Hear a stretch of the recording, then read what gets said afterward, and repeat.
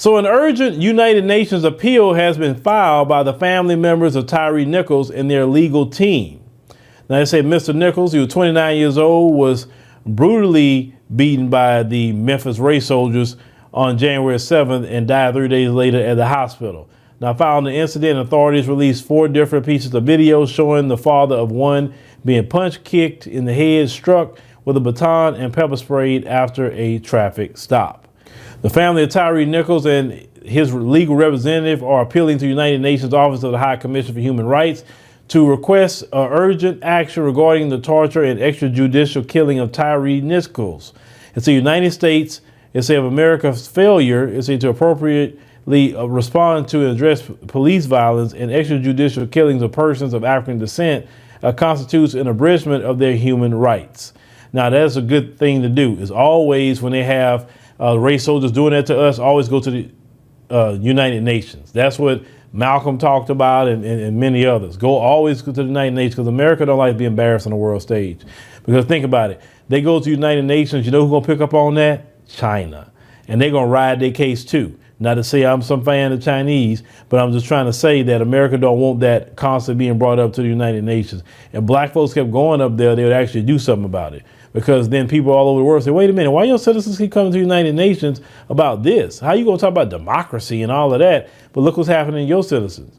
Now, Mr. Nichols' mother, Rovon Wells, Benjamin Crump, and Antonio Ramanucci, said Mr. Nichols' family attorneys, and Judge Peter Herbert, OBE, is the chair of the Society of Black Lawyers in the UK. Jasmine Rand and Yetunde Asika, they said both international counsel for Mr. Nichols' family lawyers, and also backed this call. They said this comes as a Memphis race soldier stands accused of shielding one of his white officers involved in a brutal incident. Preston Hemphill, who was first placed on leave despite his involvement, he was then fired following a public outcry under investigation, but has not been charged. A separate officer also involved in the attack on Mr. Nichols. However, his identity and details surrounding his involvement have not been released.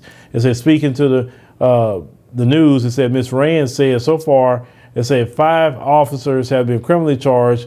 It said for the deletion of Tyre Nichols. It said, and all 5 officers are black. However, it said there's a 6th officer named Preston Hemphill who participated in the incident. It said Taser Tyre Nichols in the ongoing police investigation stated that he falsified testimony and evidence in the case based on review of the video. Hemphill, of course, we know he is a Mzungu. So we demand the immediate arrest of Preston Hemphill and all other officers who took action and contributed to the deletion of Tyre Nichols. Is what they're saying. The UN letter consists of 11 specific demands, which include imploring the Memphis race soldiers department to disclose the identity of the 7th officer involved, and say in the death of Tyre Nichols, mandating the use of body cameras for all law enforcement. It said Memphis police are already required to have and turn on body cameras with interaction with the public, and forcing the immediate release of video footage and audio recordings following the incident involving police deletions. It says signatories are also calling for the end of qualified immunity for U.S. law enforcement, which protects them from individual liability unless the official violated a clearly established law or constitutional right. They say the Memphis race soldiers document revealed on Tuesday that an officer took a photograph of Mr. Nichols and sent it to at least 5 people after he had his fellow officers beat the brother. It said Mr. Nichols' deletion has amplified calls for police reform across the U.S.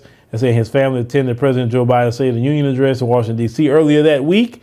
They said where he urged better training for police departments and more resources to reduce crimes. Basically, let's give the race soldiers more money. Don't do nothing about it. He didn't call for them to be punished. He didn't say anything like that. He just said, let's give them more money, basically. Because when you say training, that's money. Reduce crime, oh, that's specialized units targeting black people. Biden's not going to do anything. He's not going to do a freaking thing. But this is the reality for black people in America. This is the reality. And you can do what you want to do, but like I said, I know what I want to do in my life. You understand what I'm saying? Because you can only talk about these people so much. Like, what are you going to do about it? You're going to remove yourself from the situation. You're going to, maybe remove yourself out of the situation 80% of the year. Maybe 50% of the year, or maybe 30% of the year. Start off somewhere removing yourself out of the situation. Because these people here, they're not going to change. No matter what you say, what you do, what law you put on the books, them people have a hatred for black folk. And also black people also have a hatred for black folk too, because they learn from their white supremacist master.